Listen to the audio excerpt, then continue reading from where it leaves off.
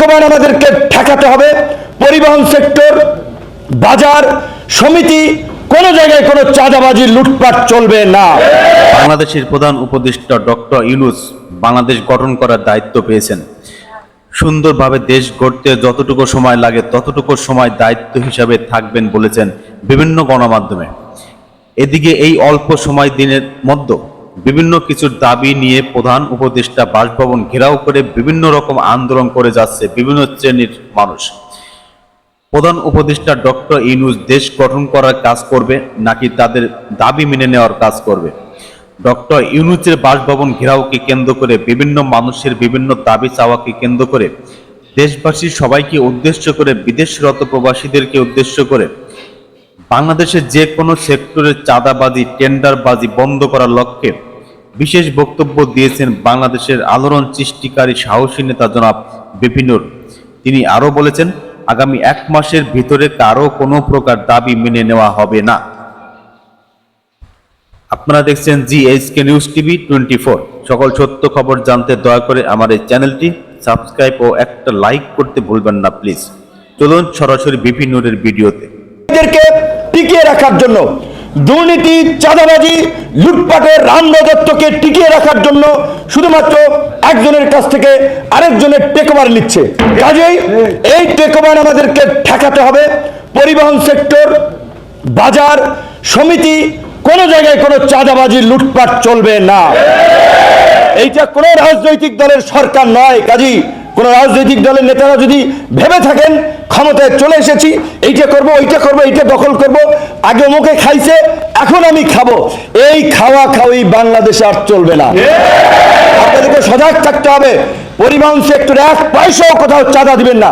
চাঁদাবাজদের হাত পা ভেঙে গুড়িয়ে দেন আপনারা সবাই। সরকার আমাদেরকে সহযোগিতা করবে। অনেক রক্ত ত্যাগ জীবনের বিনিময়ে এই ছাত্র জনতার গণ অভ্যুত্থানে নতুন সরকার গঠিত হয়েছে।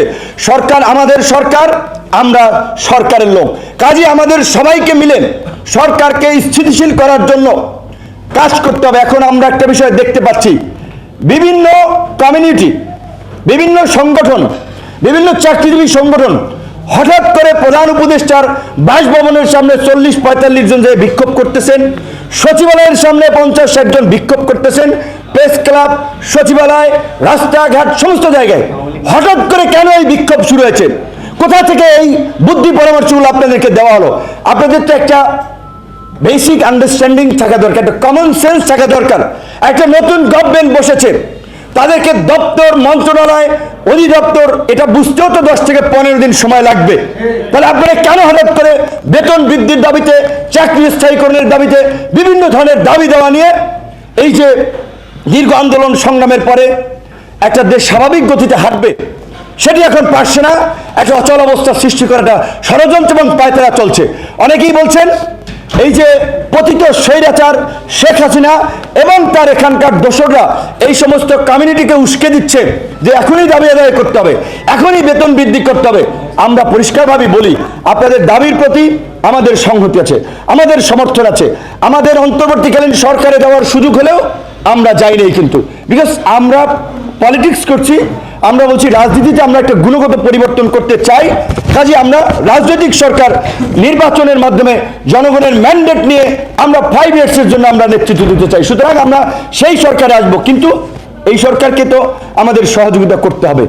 আর আমরা যদি ভোট, কাদের ভোট? জনগণের ভোট, জনগণের দ্বারাই কিন্তু আমাদের নির্বাচিত হতে হবে। জনগণ সমর্থন দিলে নেতা, না হলে কিন্তু পাত্তা থাকবে না। কাজেই আমরা আপনাদের দাবির প্রতি সহনশীল, কমিটেড। আপনাদের দাবি আদায় আমি আপনাদেরকে কথা দিচ্ছি, এই গণ অধিকার পরিষদ, প্রবাসী ছাত্র যুব শ্রমিক অধিকার পরিষদ, আমরা সবাই আপনাদের সাথে রাজপথে থাকবো। কিন্তু আল্লাহর হস্তে আগামী 1 মাস কোন দাবি দেওয়া নিয়ে দয়া করে রাস্তায় আন্দোলন করেন না। সরকারকে একটু স্থিতিশীল হতে দিন, এইটা আমার অনুরোধ। ধন্যবাদ বন্ধুরা ভিডিওটি দেখার জন্য। এরকম সব গুরুত্বপূর্ণ খবর পেতে, সত্য খবর পেতে আমার এই চ্যানেলটি সাবস্ক্রাইব ও একটা লাইক করতে ভুলবেন না। দেখা হবে নতুন কোনো ভিডিওতে। সে পর্যন্ত ভালো থাকুন, সুস্থ থাকুন। আল্লাহ হাফেজ।